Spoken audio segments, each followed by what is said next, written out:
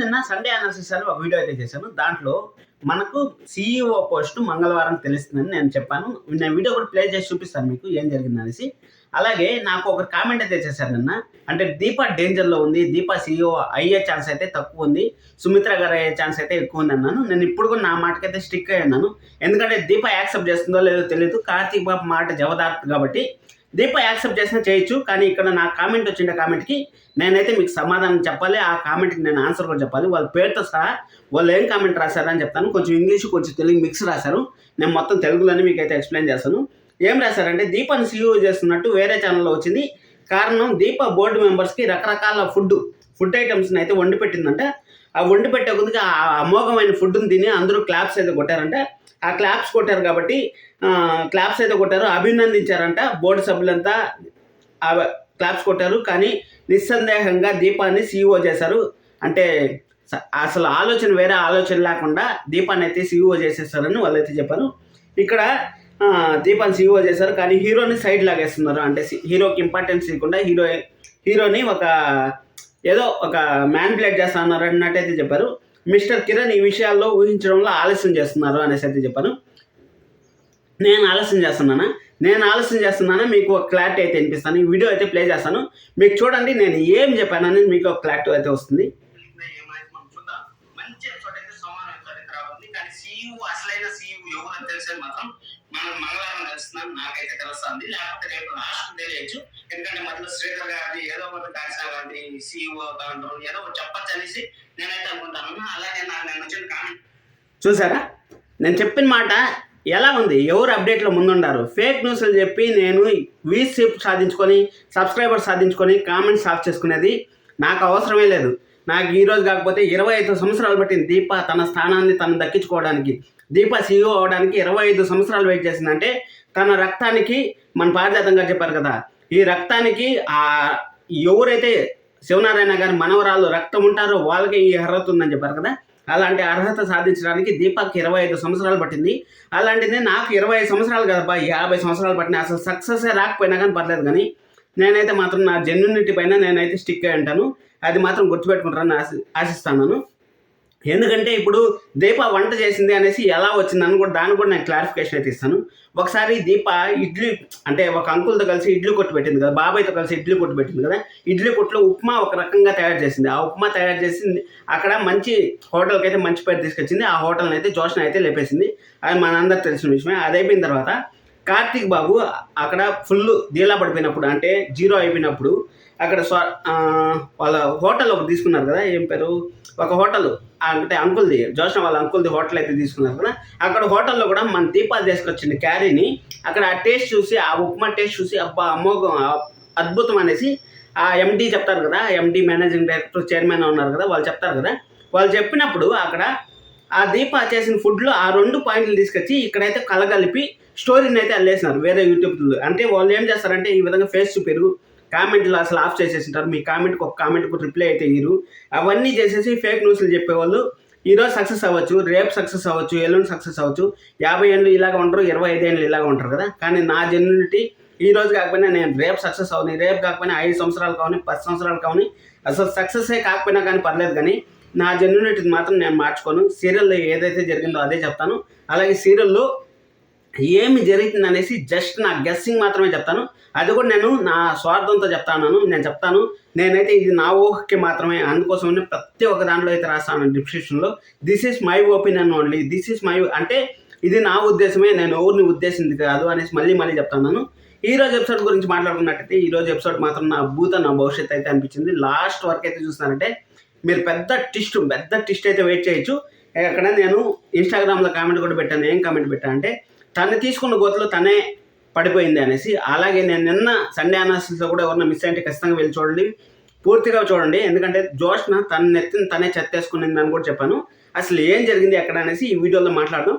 అలాగే అప్కమింగ్ ఎపిసోడ్స్లో మన దీప సీఈఓగా యాక్సెప్ట్ అవుతుందా లేదా అనేది మనకి ఇప్పుడు కూడా క్లారిటీ అయితే లేదు. ఎందుకంటే దీప కానీ సీఈఓ కాకపోతే 200% సుమిత్ర గారు అయితే అవుతారు. ఎందుకంటే సుమిత్ర గారు అక్కడ మాట్లాడే పద్ధతి కూడా అదే విధంగా ఉన్నాయి. అంతే శివనారాయణ గారు మనవరాలు అనిపించుకున్నాం అనేసి చెప్పడం మాత్రం నెక్స్ట్ లెవెల్ అయితే అనిపించింది.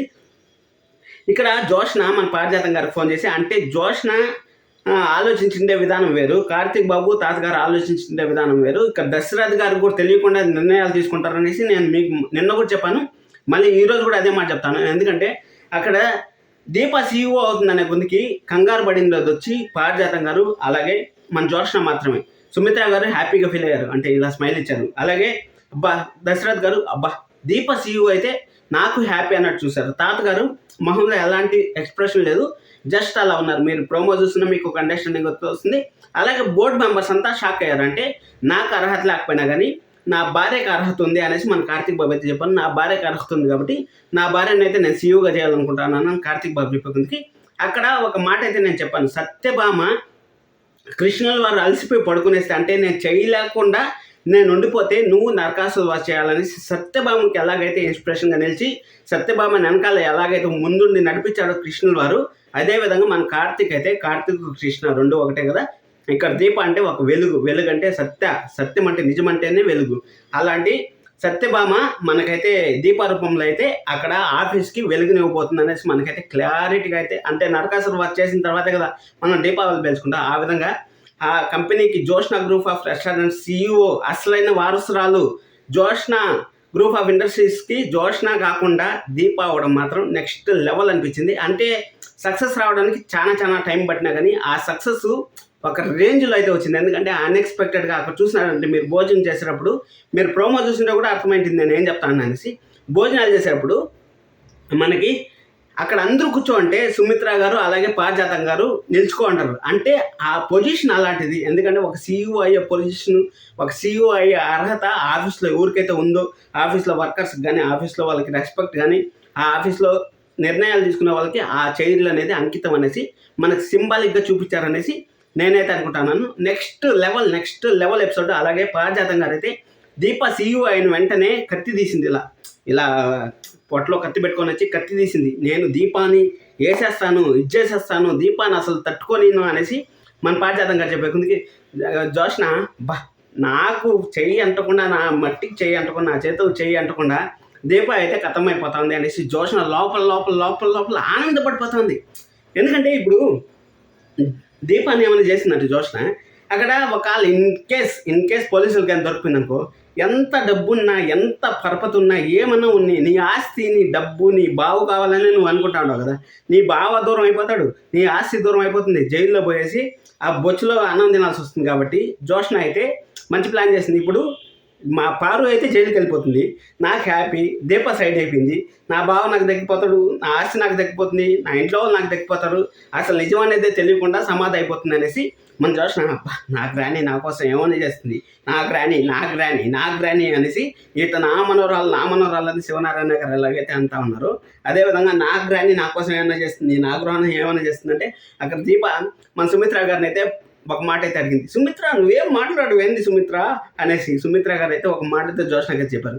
జోష్న ఇక్కడ ప్రతి ఒక్కరికి తోడుంది, అంటే శివనారాయణ గారికి పారిజాతం గారు ఉన్నారు, దశరథ్ గారికి సుమిత్ర గారు ఉన్నారు, దీపాకి కార్తీక్ ఉన్నాడు, ఈ విధంగా ప్రతి ఒక్కరికి తోడుంది, నీకు మాత్రం తోడు లేదు, నువ్వు తోడు తెచ్చుకోమ్మా, అదే నేను చూడాలనుకుంటా ఉన్నాను అనేసి మన పారిజాతం గారు సుమిత్ర గారు అయితే జోష్నకి అయితే ఎక్స్ప్లెయిన్ చేసి నాకు గ్రానింగ్ ఉంది, నాకేమో దీపాన్ని సైడ్ చేస్తుంది, నాకు అన్నీ క్లియర్ అయిపోతాయి రూటు, ఎందుకంటే మా గ్రాని ఎలాగోలా జైలుకి వెళ్ళిపోతుంది, నాకు నా చేతులకు మట్టి అంటకుండా సమాధి చేసేయచ్చు అనేసి మన జోష్న అయితే ప్లాన్లు అయితే వేసింది.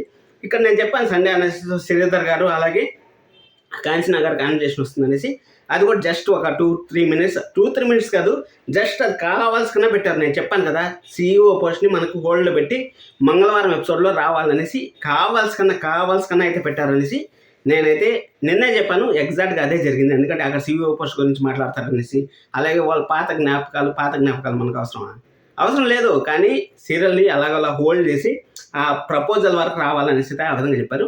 అది అయిపోయిన తర్వాత మన దీప అప్కమింగ్ ఎపిసోడ్స్ ఎలా ఉంటాయనేసి కూడా ఒక చిన్న గెస్ట్ అయితే చేద్దాం. దీప అయితే 200% సీఈఓ అయితే యాక్సెప్ట్ చేస్తుందని నేను అనుకుంటున్నాను. కానీ దీప అయితే భయపడతా ఉంటుంది, అయ్యో బావా నాకు ఎందుకు ఈ పదవులంతా అనేసి దీప అయితే భయపడతా ఉంటుంది అనుకుంటాను. భయపడినా కానీ ఎలాగైనా సరే కార్తీక్ బాబు మాట జవదార్తు కాబట్టి దీప 200% సీఈఓ అయ్యే ఛాన్స్ ఉంది. ఇన్ కేసు దీప కానీ కాకపోతే, మళ్ళీ చెప్తాను, ఇది నా ఒపీనియన్ మాత్రమే, ఇన్ కేస్ దీప కానీ యాక్సెప్ట్ చేయకపోతే మన సుమిత్ర గారు కూడా రెడీ చేసి నీట్గా వచ్చారు కాబట్టి సీఈఓ అర్హత ఉంది అక్కడ సీఈఓ అర్హత. ఎందుకంటే వేరే వాళ్ళు అనుకున్నారు, వేరే వాళ్ళని మనకు ఎవరు థర్డ్ పర్సన్ని అసలు మనకు చూపించలేదు కాబట్టి జోష్న అయితే సీఈఓ కాదనేసి మనకు పక్కా ఇన్ఫర్మేషన్ అయితే ఉంది.